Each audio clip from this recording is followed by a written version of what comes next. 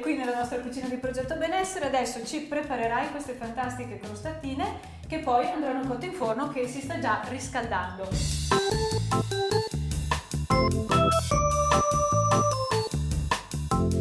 La prima che prepariamo è una crostatina fatta con la base di pasta sfoglia, la mozzarella, dell'aglio tritato e la melanzana, ok? Prima cosa da fare, stendiamo la pasta sfoglia. Un po' di farina sul tagliere per evitare che si attacchi e vai di mattarello.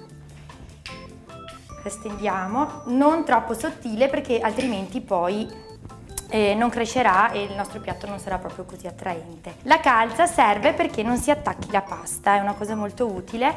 Tiriamo la nostra pasta sfoglia, l'ultima botta qua, con il mattarello e andiamo a ritagliare dei quadrati. Ok. La cosa bella della pasta sfoglia è che anche se il quadrato è un po' irregolare, poi in forno diventa tutto bello. E quindi andiamo ad appoggiarla sulla carta da forno. Prendiamo adesso la melanzana. Volendo si potrebbe sbucciare, quindi per le persone che avessero problemi, come si diceva prima, di coliche e via, si può sbucciare. Andiamo a tagliare delle fettine di melanzana di mezzo centimetro circa. Questo è un po' troppo. Così. Ne tagliamo e appoggiamo le melanzane sopra i nostri quadrati. Quindi una cosa semplicissima. Ok. Dopodiché mozzarella. Tagliamo anche qui delle fettine di mozzarella.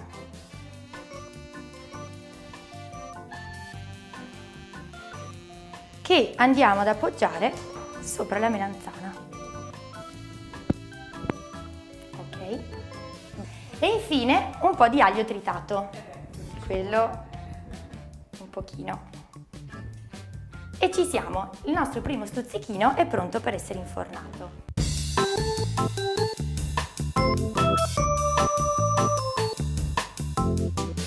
Utilizziamo dei pomodori cuore di bue, della senape all'antica e dell'origano fresco, dell'origano secco.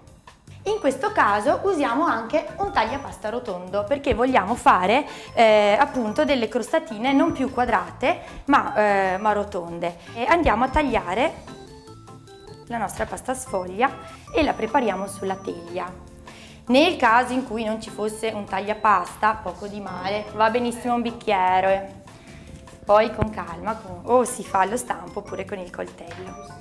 Esatto. Rimettiamo da parte la pasta sfoglia e andiamo a tagliare il pomodoro, ce lo prepariamo.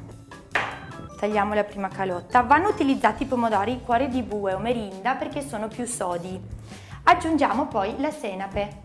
Senape all'antica. La senape all'antica si differenzia dalla senape normale perché contiene i semini della senape. Ok, sia i semini chiari che i semini scuri. E andiamo a metterne un velo sulle nostre crostatine. Non arriviamo fino al bordo perché speriamo che il bordo si sollevi poi in cottura.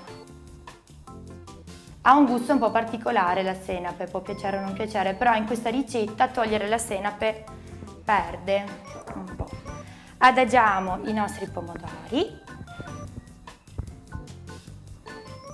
e poi spruzzatina di origano.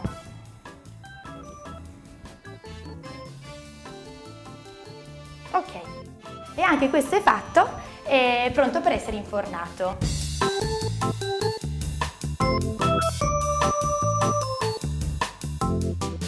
Andiamo con l'ultima ricetta, fatta con le zucchine, quindi ci prepariamo la nostra zucchina, il formaggio caprino e la menta. Riprendiamo la pasta sfoglia, in questo caso ne abbiamo avanzato un pochino, quindi la possiamo rimpastare. Il problema di rimpastare la pasta sfoglia è che diventa nervosa, si dice, quindi poi è più difficile da tirare, ma noi combattiamo la pasta sfoglia e riusciamo a tirarla. Un tranquillante. Assolutamente. Steso la nostra pasta sfoglia, in questo caso vogliamo dei rettangoli, giusto per fare un piatto un po' più simpatico. Allora, così, e li andiamo ad appoggiare sempre sulla carta da forno.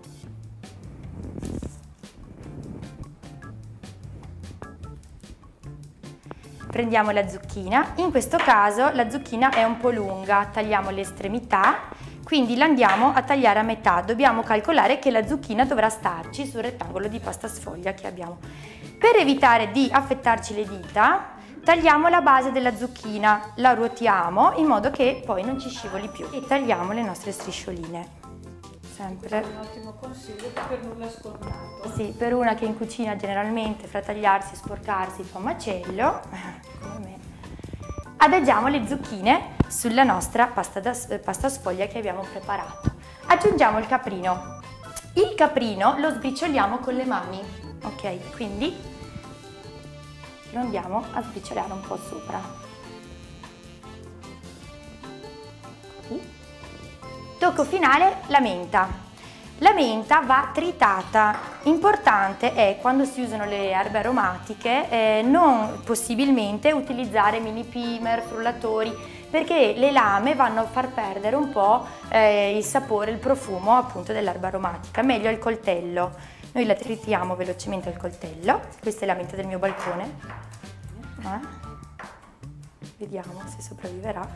La tritiamo un pochino al coltello e la andiamo a mettere sopra le zucchine. Volendo si può anche mettere la fogliolina intera se a qualcuno piace di più. Bene, ci siamo, semplicissimo, fatto. Mettiamo in forno 220 gradi per circa un quarto d'ora, 10 minuti, finché vediamo che la pasta prende colore.